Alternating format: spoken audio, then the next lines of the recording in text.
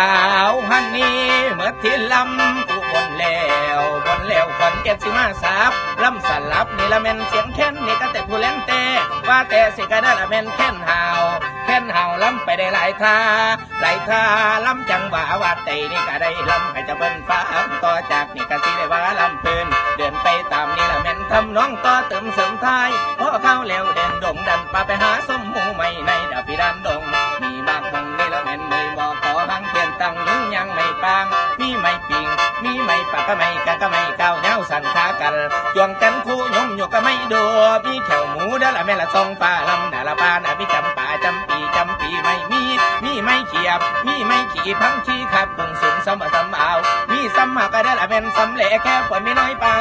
ลอยป่ามีซ้ำสักก็ได้ละแม่นซ้อนละเสละปานเสียวมีเขียวขาวกันของกลุ่มกองมียมยองได้ละแม่นหากไม่ให้แหล่แค่สนมีลำขนได้ละแม่นลำสันลำตะเปลำเป่าลำปุกกระบองเป่าลำก็ละไม่สอนมีลำสอบก็ได้ละแม่นลำสอบไปลำไม่ลำสอนเป็นคือคนเป็นคือขวัญสากลากสุ่มลุมเป็นปุ่มอยู่ดงมีลำโคดมีลำโคงงอแงพี่งอแงพี่งอแงเป็นคือสอบก็ได้ละเป็นคือแขนเงี้ยไม่คงมันคมลงได้ละแม่นคงแต่กระตรงเต่งแต่กระตรงเต่งมีกางเย็นได้ละแม่นกางไงซุยไล่เต่งไล่งาลมปัดมาได้ละแม่นตีตอ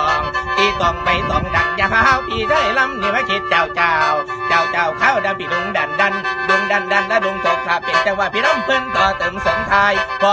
อธิบายตามขอคนฟังรอก่อนถ้าก็นั่งต่อได้มันเป็นเรื่องต่อไปสีนานนวลแข่งส่วนใด